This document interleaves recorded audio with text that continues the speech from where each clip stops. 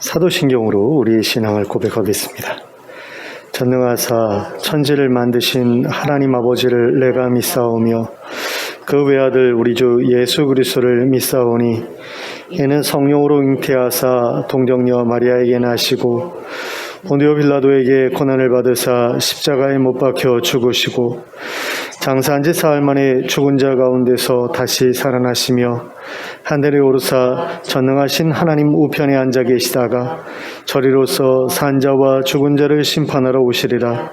성령을 믿사오며 거룩한 공회와 성도가 서로 교통하는 것과 죄를 사하여 주시는 것과 몸이 다시 사는 것과 영원히 사는 것을 믿사옵나이다. 아멘. 찬송가 89장을 함께 찬송하겠습니다.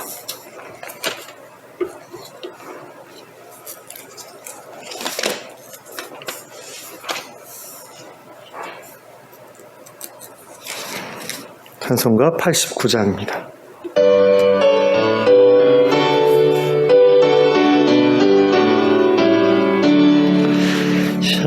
샤론의 꽃 예수 나의 마음을 거룩하고 아름답게 배소서. 내 생명이 참 사랑의 향기로 한데마다 풍겨나게 하소서. 예수 샤론의 꽃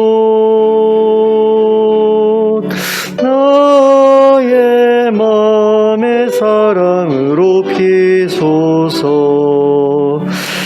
샤론의 꽃 예수 이 세상에서 어느 꽃과 비교할 수 있으랴.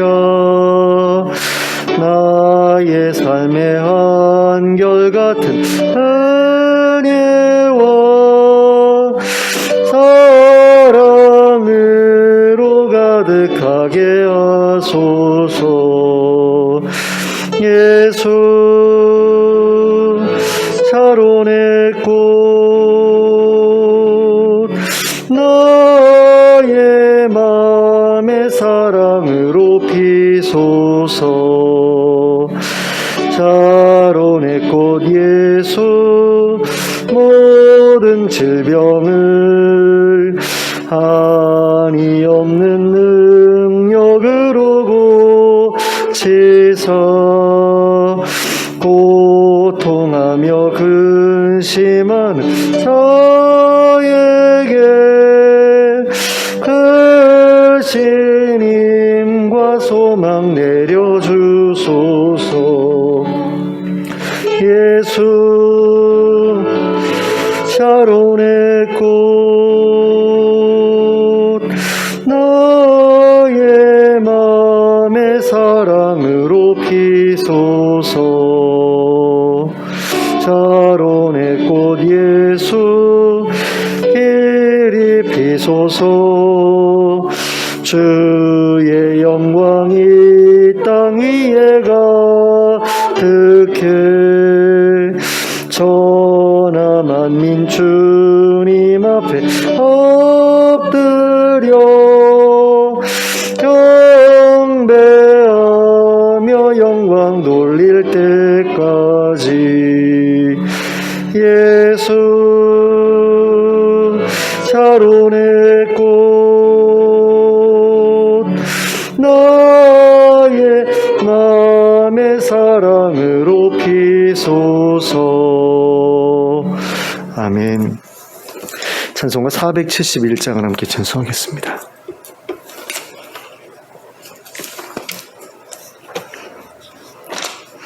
(471장입니다)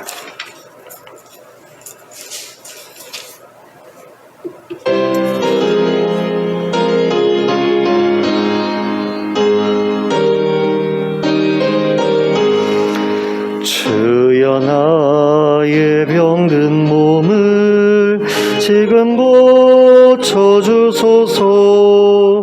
모든 병을 고쳐 주마 주 약속하셨네. 내가 지금 굳게 믿고 주님 앞에 구하오니 주여 크신 권능으로 곧고 저주소서. 나의 주님 뜻이라면 나를 고쳐주소서.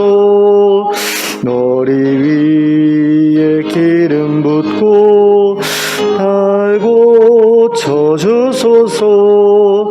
모든 것을 다 바치고 안고하는 나의 몸을 지금 주의 약속대로 곧고 쳐주소서.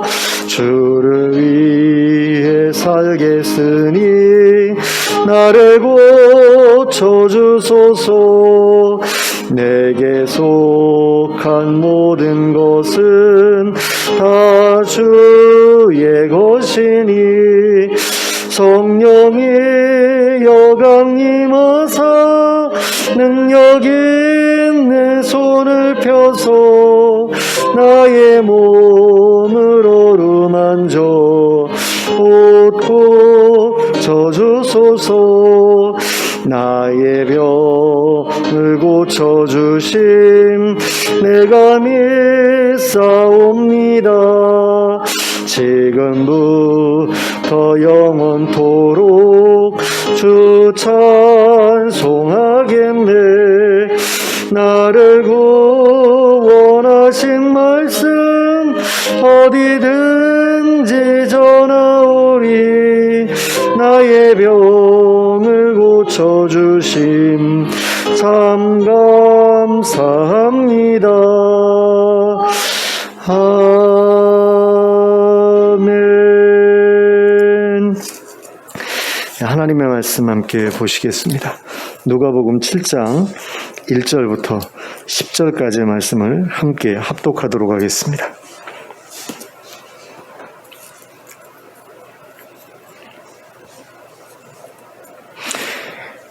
누가복음 7장 1절부터 10절까지의 말씀입니다. 함께 읽겠습니다. 시작.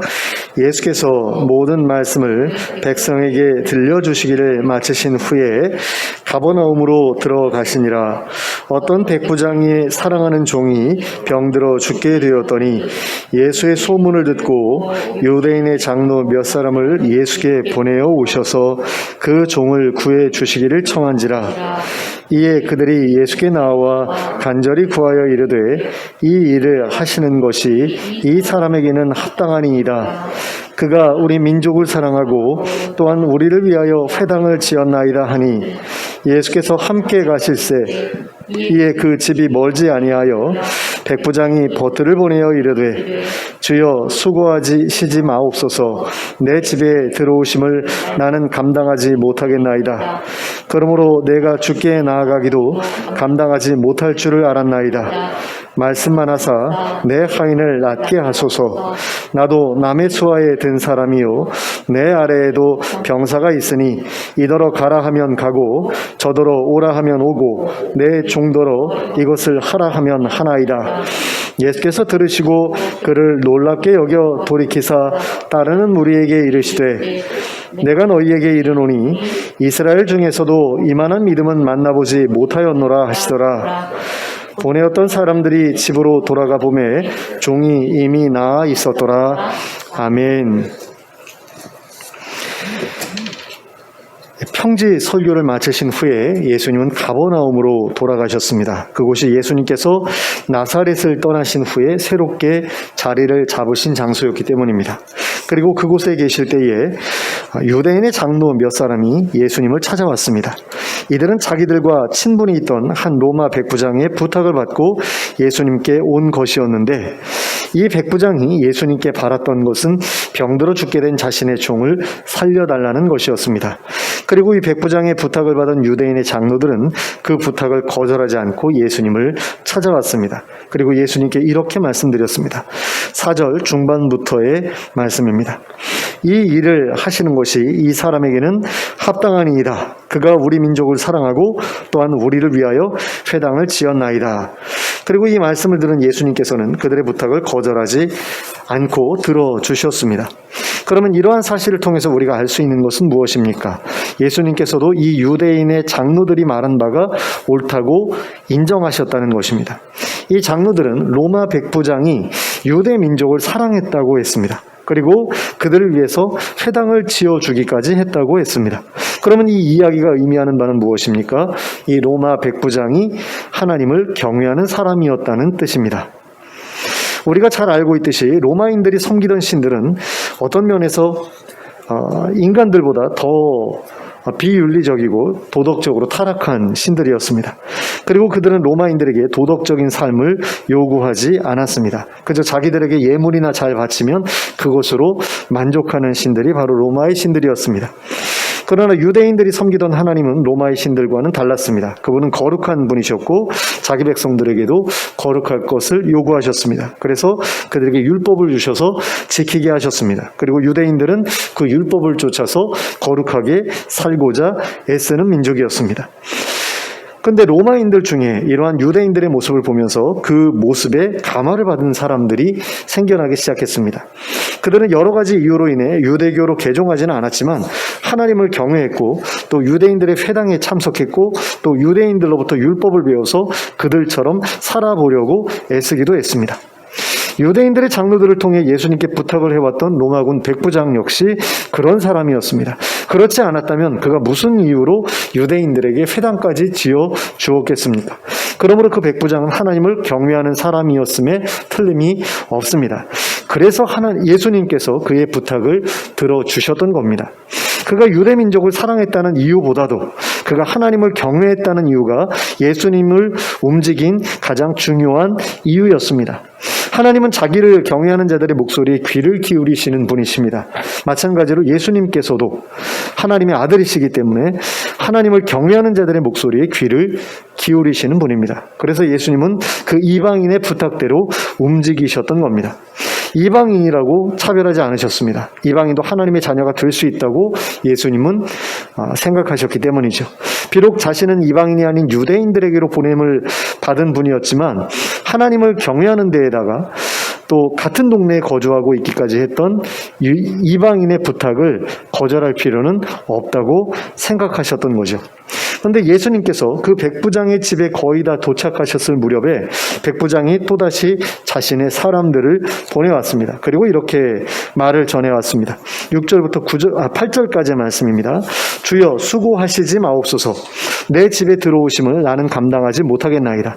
그러므로 내가 주께 나아가기도 감당하지 못할 줄을 알았나이다. 말씀만 하사 내 하인을 낫게 하소서. 나도 남의 수하에 든 사람이요 내 아래에도 병사가 있으니 이더러 가라 하면 가고 저더러 오라 하면 오고 내 종더러 이것을 하라 하면 하나이다.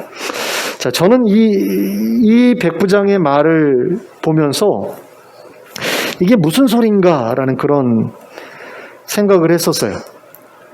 예수님을 자기 집에 들이기 싫은 건가? 왜 이런 핑계를 대지? 왜냐하면 이 백부장의 말이 이해가 되지 않았기 때문입니다. 제가 그 백부장의 입장이었다면 예수님을 자신의 집에 초대하는 것이 너무나 영광스러운 일이라고 생각했을 것이고 절대로 그 기회를 놓치지 않았을 것이기 때문입니다.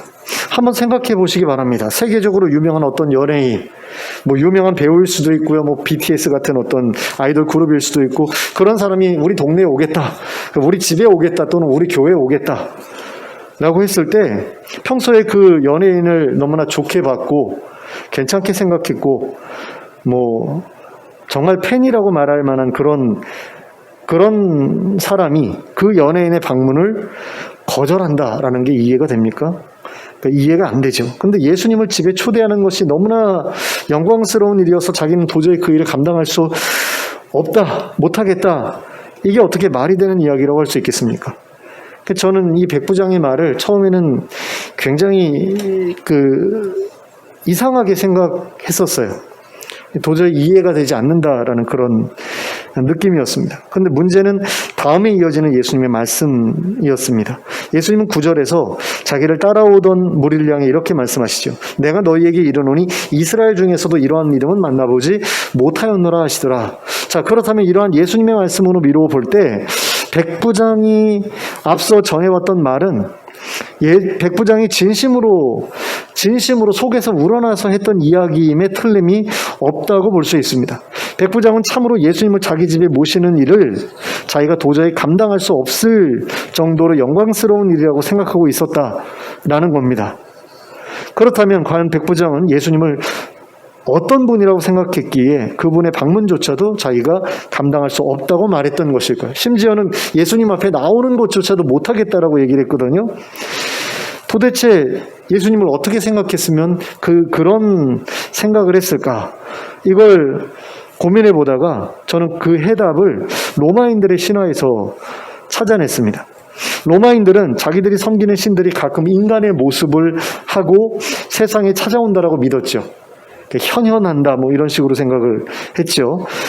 화신으로 나타난다 이렇게 생각을 했죠.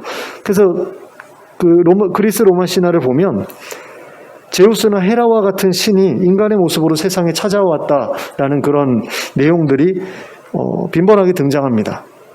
제우스, 헤라 말고도 여러 신들이 사람의 모습을 하고 인간 세상에 와서 인간의 여자들과 관계를 해서 자식을 낳고 다시 돌아가고 하는 어떤 그런 모습들이 계속해서 그 신화 속에 등장을 하거든요. 자, 그런 점에서 이 백부장은 예수님을 평범한 인간이나 또는 신의 대리인인 선지자가 아니라 신의 화신이라고 생각했던 게 확실해 보입니다.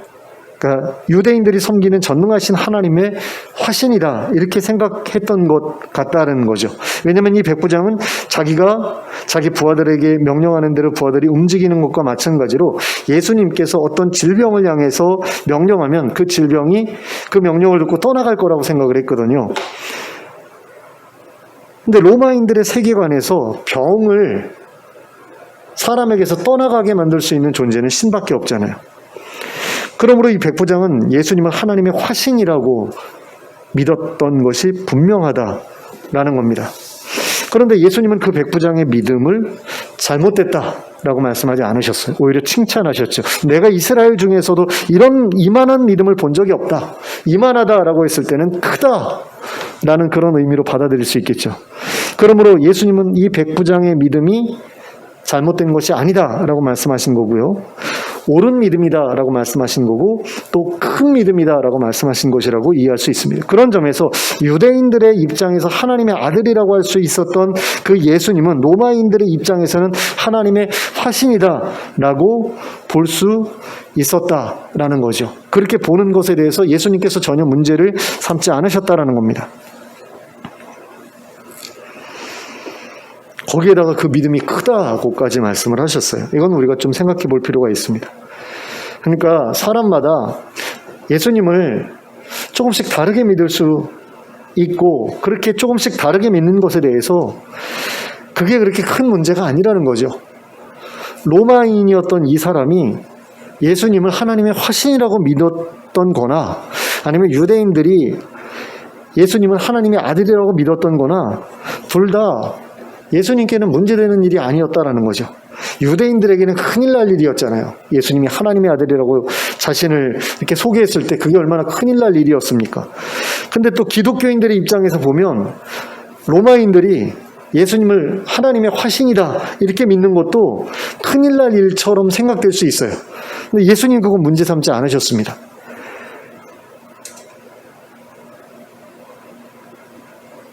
이거 어떻게 보면 또 삼위일체하고 연결되는 그런 내용이라고도 볼 수 있는데 이 백부장의 믿음은 어떤 면에서 보면은 양태론이거든요. 한 사람이 집에서는 아버지고 직장에서는 부장님이고 동네에서는 아저씨고 이렇게 되는 것처럼 하나님이 한 분 하나님이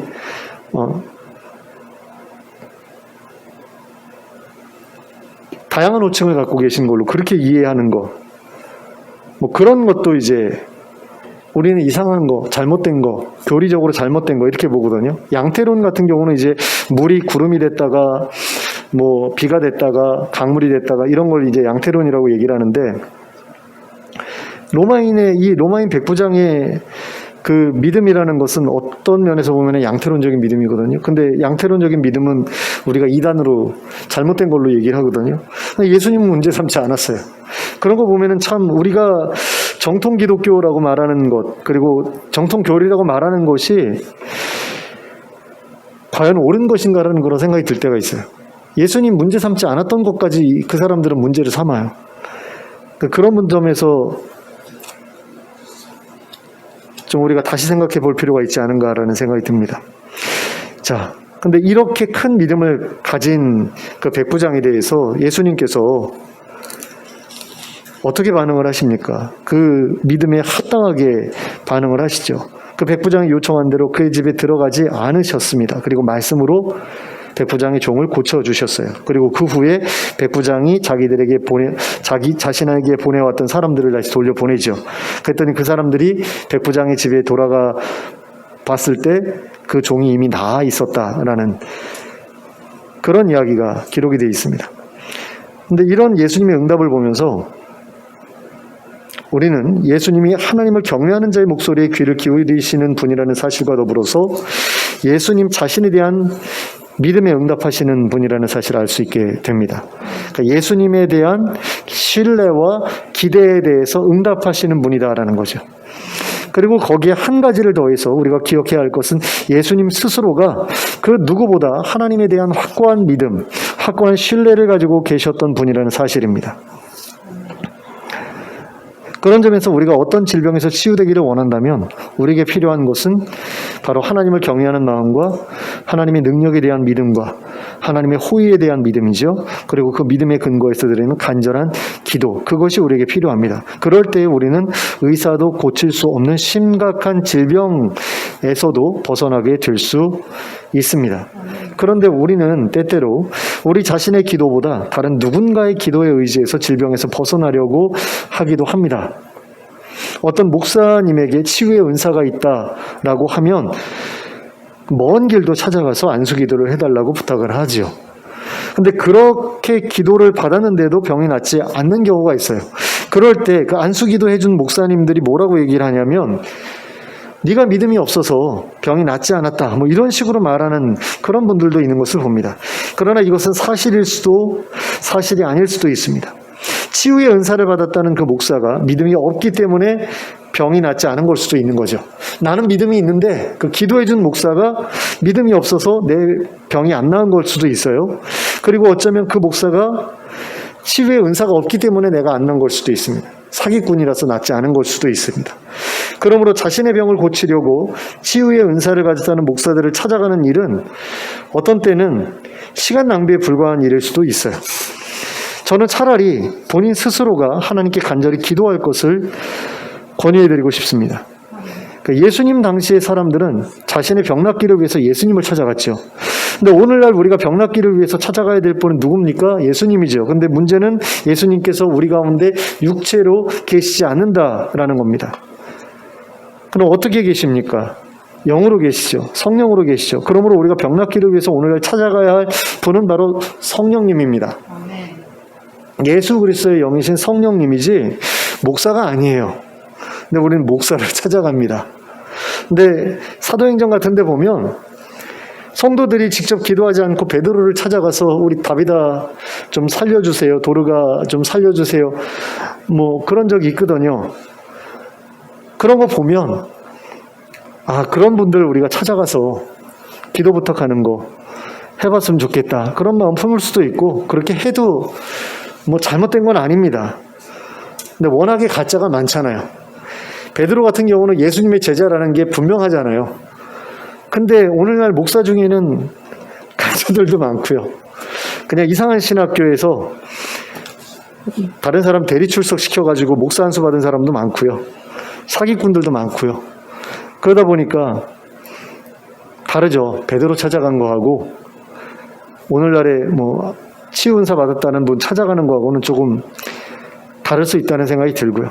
그리고 한편으로는 우리가 직접 기도해서 성령께서 역사하시도록 그렇게 하는 게 더 맞는 게 아닌가, 저는 그렇게 생각을 합니다. 치유의 은사를 받은 목사가 주변에 있으면 좋겠지만 그렇지 않다면 굳이 멀리까지 찾아갈 필요는 없다고 생각합니다. 우리가 몸담고 있는 교회에도 내가 친하게 지내는 다른 성도들 중에도 겉으로 드러나지 않았을 뿐이지 치유의 은사를 받은 누군가가 있을 수도 있다라는 겁니다. 최 집사님이 치유의 은사가 있을 수도 있어요. 드러나지 않아서 아무도 모르고 있을 뿐이지 있을 수도 있는 겁니다. 그러니까 다른 누군가가 그런 은사를 가지고 있을 수도 있어요. 그렇기 때문에 병이 있어서 병 낫기를 바란다면 스스로 기도하고 또한 자기가 몸담고 있는 교회 성도들에게 기도를 부탁하면 되는 거죠. 야고보서에 보면 교회 장로들한테 부탁하라고 그러잖아요. 그 장로가 단지 목사만을 지칭하는 건 아니거든요. 담임 목사만을 이야기하는 게 아니라 교회 어른들을 이야기하는 거 아닙니까? 그러니까 기도 많이 하고 정말 믿음이 신실한 그런 어르신들, 교회의 믿음의 선배들이 있으면 그분들에게 기도 부탁하면 되는 거거든요. 그러면 그분들이 백부장이 보냈던 유대인들의 장로들처럼 우리의 부탁을 받고 하나님께 찾아가서, 성령님께 찾아가서 우리의 병을 낫게 해달라고 기도해 줄 거 아닙니까? 그거면 되는 거잖아요. 그렇게 해서 이 백부장은 고쳐지지 않았습니까? 자기의 사랑하는 종의 그 질병으로부터 자기 종을 건져냈잖아요. 그러면 되는 겁니다. 자기가 직접 예수님을 찾아가든가 아니면 그러기엔 너무 죄스럽고 부끄러우면 다른 사람들한테 부탁을 해서라도, 기도해달라고 부탁해서라도 매달리면 되지 않습니까? 굳이 먼 데까지 정체도 정확하게 알지 못하는 그런 기도원 원장이나 목사들 찾아가서 기도해달라고 하는 거, 그거는 모르겠습니다. 저도 사실은 옛날에 그런 적이 있어요. 눈이 나빠가지고 그 할렐루야 기도원 가서 기도받으려고 했는데 미성년자라고 안 된대요. 부모님 동의가 필요하대요. 근데 부모님 동의를 받아서까지 그런 치료를 받고 싶지 않아가지고 말았거든요. 치료가 굉장히 무서워요. 손가락으로 막 살을 파내요. 그리고 막 손바닥으로 때리는데 피가 팍팍팍 튀고 그 다음에 가위 가지고 직접 자르는 것도 전 봤어요. 가까이 가서. 그 얼굴에 피가 이렇게 다 튀더라고요. 그 원장님. 나중에 알고 봤더니 그게 일종의 사열 치료라고 그러더만요. 그 더러운 피를 뽑아내면 어찌 하다가 이렇게 병이 낫기도 한다. 근데 나중에 구속됐지요, 그분이. 그 매독을 전염시켜가지고 불법 의료 행위로 아마 구속된 걸로 알고 있는데, 그 매독 걸려가지고 이렇게 뭐가 발진이 돋으면 그게 안수꽃이라고 해가지고 당연히 치료받다 보면 나타나는 것처럼 그렇게 사기를 쳤었는데, 제가 그때 안수 안 받기를 얼마나 잘했는지. 매독 환자 될 뻔한 거 아니에요, 그죠? 졸지에 그런 어떤 성경험도 없이 매독 환자가 될 뻔했어요. 그러면 얼마나 끔찍했을까요? 저만 끔찍하지 않고 그건 또 자식들한테까지 대물림되지 않습니까? 그러니까 물론 이제 치료하면 다 완치될 수 있겠지만 근데 그건 아니라고 봅니다. 네. 그래서 우리가 직접 나아가서 고쳐달라고 기도하든가, 그게 영 내키지 않으면, 그러니까 이방인 입장에서 자기의 그 삶을 돌아봤을 때 유대인들은 거룩해 보였고 자기는 부정해 보였을 거 아니에요. 자기는 로마라는 어떤 그런 그 세계권 안에서, 그 문화 안에서 굉장히 젊었을 때 문란하게 살았을 수도 있는 거 아니에요. 근데 나이가 들어가지고 살다 보니까 이렇게 사는 건 아닌데 라고 생각이 들었고, 유대인들을 보니까 저 사람들은 참 거룩하네, 나도 저렇게 살고 싶어 라는 그런 마음을 딱 품었을 때, 내가 왜 옛날에 그렇게 살았을까, 나는 왜 이렇게 부정하게 살았을까라는 생각 들지 않았겠어요? 그래가지고 예수님한테 나오는 것도 부끄럽고 그분을 자기 집에 모시는 것도 부끄럽지 않았을까요? 그런 경우라면 내가 존경하는 믿음의 선배들한테 기도를 부탁하는 거, 그 정도로도 할 수 있는 거죠. 이 백부장이 유대인들의 장로들을 예수님께 보냈던 것처럼 나는 우리 교회 장로님들에게 또 우리 교회 권사님들에게 부탁할 수 있는 거잖아요. 그러면 병 나을 수 있는 것 아닙니까? 그렇게 하면 되는 거죠. 근데 전혀 관계도 없고 알지도 못하는 사람한테 찾아가가지고 날 위해서 안수해 주십시오, 날 위해서 성령 수술해 주십시오, 이건 아니라는 생각이 듭니다. 근데 그렇게 부탁을 했음에도 불구하고 하나님께서 우리의 병을 고쳐주시지 않으신다면 그것은 아마도 하나님께서 그 기도가 합당치 않다고 여기셔서 응답해 주시지 않으신 것일 수도 있습니다. 그러니까 바울 사도가 하나님께 기도하고서 받았던 응답처럼 내 은혜가 내게 족하다라는 그런 생각을 가지고 계시기 때문에 우리의 요구를 들어주지 않으시는 것일 수도 있다라는 거죠. 그리고 그 외에도 여러 가지의 이유가 있을 수 있습니다. 하나님을 경외하는 마음이 부족해서, 또 하나님의 능력에 대한 믿음이 없어서, 하나님의 호의에 대한 믿음이 없어서, 또 그리고 죄가 있는데 그 죄 문제가 해결되지 않아서 안 고쳐주시는 것일 수도 있다라는 거죠. 근데 혹시라도 하나님이 계시지 않으셔서, 또 하나님의 능력이 부족해서, 하나님이 나를 사랑하지 않으셔서 내 병이 낫지 않는 거다라고 생각하는 일은 없었으면 좋겠습니다. 또 치유의 은사가 이제는 종료되었기 때문에 병 낫기를 위해서 기도해도 낫지 않는다, 이런 생각도 하지 않으셨으면 좋겠어요. 그런 생각을 가지고 있다면 하나님께 병 낫기를 위해서 기도할 수 없기 때문입니다. 그런 생각을 가지고 있다면 기도할 마음조차 사라질 것이기 때문입니다. 그리고 그렇게 되면 병으로부터 벗어나게 될 최후의 통로를 스스로 막아버리게 되는 것에 불과한 일이기 때문입니다. 기도를 한다고 해서 모든 병을 고칠 수 있을 거라고 말하는 것은 아닙니다. 기도를 해도 병이 낫지 않을 수가 있습니다. 그러나 그렇다고 하더라도 마지막 희망은 남겨두어야 하지 않겠습니까? 그래야 우리가 살 수 있지 않겠습니까? 마지막 희망을 버리면 그 사람에게는 절망밖에 남지 않게 됩니다. 마지막 희망을 잃어버리게 되면 그 사람의 머릿속에는 죽고 싶다라는 생각밖에 떠오르지 않게 됩니다. 그러므로 우리의 기도는 마지막 희망을 붙들고자 하는 노력이라고 할 수 있습니다. 그리고 그러한 희망의 끈을 놓지 않고 있는 이들에게 하나님은 찾아오십니다. 그리고 만나주십니다. 그들의 부르짖음에 응답하십니다. 그러므로 마지막까지 소망을 버리지 않는 여러분들이 되시기 바랍니다. 끝까지 믿음을 가지고 기도하시기 바랍니다. 그렇게 기도하시다가 끝내 병을 이기지 못하고 세상을 떠나게 되는 일이 벌어질 수도 있습니다. 그러나 그렇게 믿음의 기도를 하다가 세상을 떠났다고 한다면 하나님 나라에서는 반드시 그 병에서 벗어난 모습으로 새로운 삶을 시작하게 될 것입니다. 병마뿐만이 아니라 모든 장애로부터도 벗어난 모습으로 새로운 삶을 시작하게 될 것입니다. 저는 부활의 때에 그런 일이 벌어질 것이라고 믿습니다. 아멘. 도깨비라는 드라마를 봤더니 그런 장면이 있었어요. 시각장애인이 죽어가지고 이제 저승으로 가기 전에 어떤 들르는 그런 장소가 있죠. 카페 같은데 들르는 것도 이제 드라마니까 작가가 상상해냈을 테지만 거기에 갔을 때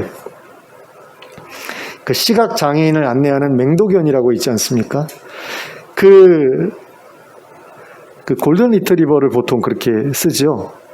레브라도 리트리버인가요? 어쨌든 그 맹도견이라고 하는 그 아주 너무너무 착하게 생긴 그런 개 있잖아요. 덩치도 좀 크고.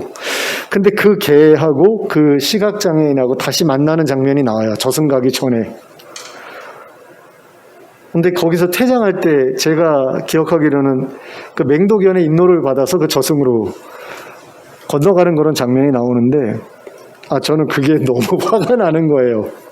제가 눈이 나쁘고 실명에 대한 그런 위험성이 굉장히 높은 사람인데 내가 죽어가지고 하나님께로 나아가는데 내가 눈이 먼 채로 하나님께로 나간다라고 생각하면 이건 정말 절망스러운 일이죠. 그렇지 않습니까? 아니, 육체가 망가져서 못 보는 거지 영이 무슨 상관이에요. 영체는 장애가 없잖아요.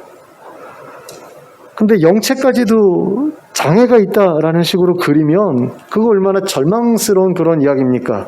근데 그 개하고 만나는 그 장면을 감동적으로 그려내고 싶어서 많은 장애인들을 절망스럽게 만드는 그런 장면을 연출했다라는 게 용서가 안 돼요, 저는. 뭐 제가 용서를 안 한다고 해가지고 그 작가가 어떻게 되는 건 아니겠지만 어쨌든 그 작가가 좀 심했다라는 그런 생각이 들어요. 그건 잘못했다라는 생각이 듭니다. 근데 또 장애신학이라는 그런 신학에서는 그걸 또 그냥 인정하더라고요. 그러니까 부활을 해도 장애인 모습으로 다시 부활할 수도 있고 천국에서 하나님 나라에서 살아갈 때 그 장애가 전혀 문제가 되지 않을 것이다. 뭐 이런 식으로 이야기를 한대요. 근데 그걸 가르치는 교수가 또 장애인이래요. 그러니까 장애가 없는 사람이니까 네가 그렇게 가르치지 라고 말할 수도 없는 거예요. 장애인이 그렇게 믿는다는데 근데 지가 장애인이면 장애인인 거지. 자기가 그렇게 믿는다고 우리가 똑같이 그렇게 믿어줄 필요도 없고. 그리고 예수님께서 이 땅에 오셨을 때 모든 질병을 고치셨다라고 했을 때 질병만 고치시지는 않았잖아요. 장애도 고치셨잖아요. 눈도 고쳐주셨잖아요. 그게 뭘 의미합니까? 하나님 나라에서는 모든 질병과 모든 장애가 사라질 거라는 이야기 아니에요? 그걸 위해서 우리가 기도하고 있지 않습니까? 우리 몸에 어느 한 군데 망가지지 않은 사람이 어디 있어요? 40대, 50대 되면 다 어디 한 군데는 망가져 있죠. 무슨 약이든 하나씩은 먹고 있잖아요. 고혈압약, 당뇨약, 뭐 그 다음에 그 지지혈증, 이상지지혈증 때문에 뭐 그런 약, 간장약 뭐 하나씩은 다 먹고 있지 않습니까? 그리고 건강해지기를 위해서 기도하고 있잖아요. 근데 그렇게 기도하고 있는데 하나님 나라 가서도 당뇨 있고 하나님 나라 가서도 혈압 있고 말도 안 되죠. 하나님 나라 가면 다 고쳐질 거 아닙니까? 그게 우리의 기도의 응답 아니겠어요? 그걸 우리가 지금 기도하고 있잖아요. 기도하고 있기 때문에 모든 것이 치유되고 회복되는 그곳에 우리가 들어갈 수 있는 거 아닙니까? 아예 그런 기도 안 하는 사람들은 그런 데 들어갈 마음이, 생각이, 기대가 없는 사람들이니까 기도를 안 하는 거잖아요. 우리는 그런 기대가 있기 때문에 기도하는 건 아닙니까? 그 기도가 이 땅에서 응답되지 않더라도 거기서는 반드시 응답된다라는 거죠. 그렇기 때문에 우리가 거기에 갈 때까지 내가 가지고 있는 질병, 내가 해방되고 싶은 그 질병에 대해서 계속해서 우리가 기도해야 된다라는 거죠. 절망해가지고 낫지 않을 거야 라는 그런 생각 가지고 기도도 안 하고 그래서는 안 된다라는 겁니다. 그래서 치유의 소망, 회복의 소망을 절대로 포기하지 않는 여러분들이 되셨으면 좋겠습니다. 아멘. 절망에게 지지 않는 여러분들이 되셨으면 좋겠습니다. 아멘. 그래서 놀라운 치유와 회복의 응답이 주어질 때까지 하나님의 호의를 기대하며 간절함으로 기도하기를 멈추지 않는 저와 여러분 될 수 있기를 예수 그리스도의 이름으로 축원합니다. 아멘. 기도하겠습니다.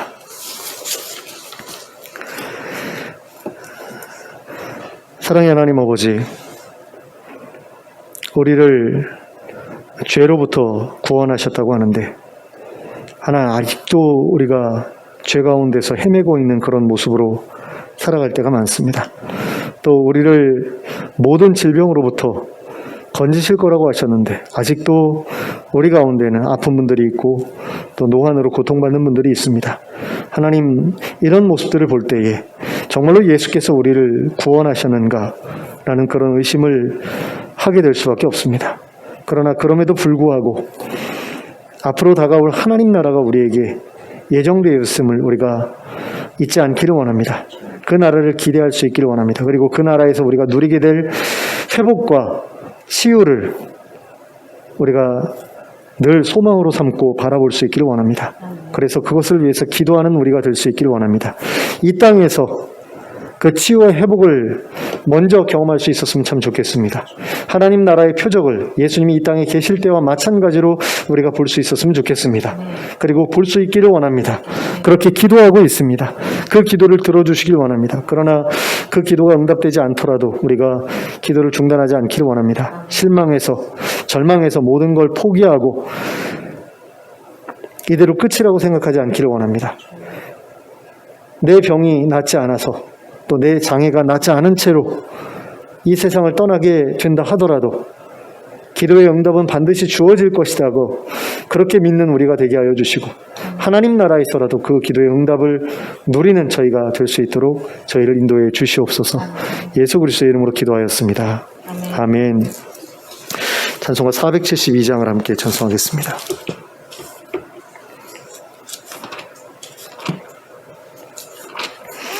찬송가 472장 함께 찬송하겠습니다.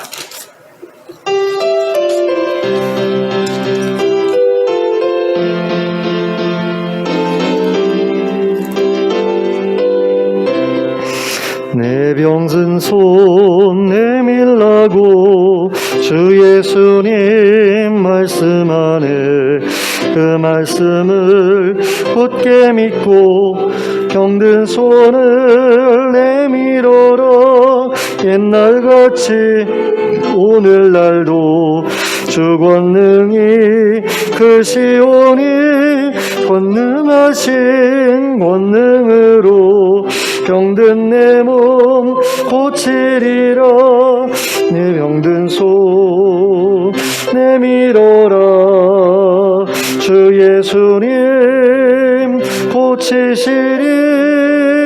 내 병든 손 내밀어라. 주님 고치시리라. 기도하는 손 내밀고 믿음의 손 내밀어라. 순종의 손 내밀어서 주님의 손 붙잡아라. 저 갈릴리 바다에서 주 예수님 행하신 일 오늘날도 믿는 자는 그 능력을 보리로다.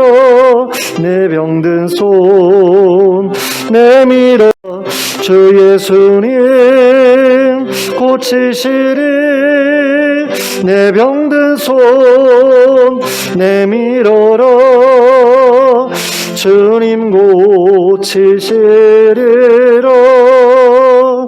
모든 의심 물리치면 허약한 마음 사라지니 주를 믿는 마음으로 주님 앞에 손 내밀러 주 예수는 자비하사 크신 사랑 베푸시니 지체 말고 믿는 자는 영생복을 받으리라.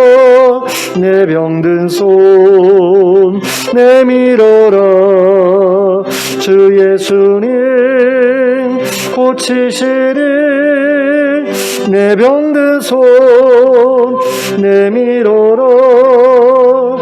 주님 고치시리라. 아멘. 주님 가르쳐 주신 기도로 예배를 마치겠습니다. 하늘에 계신 우리 아버지여, 이름이 거룩히 여김을 받으시오며 나라가 임하시오며 뜻이 하늘에서 이루어진 것 같이 땅에서도 이루어지이다. 오늘 우리에게 일용할 양식을 주시옵고 우리가 우리에게 죄 지은 자를 사하여 준 것 같이 우리의 죄를 사하여 주시옵고 우리를 시험에 들게 하지 마시옵고 다만 악에서 구하시옵소서. 나라와 권세와 영광이 아버지께 영원히 있사옵나이다. 아멘.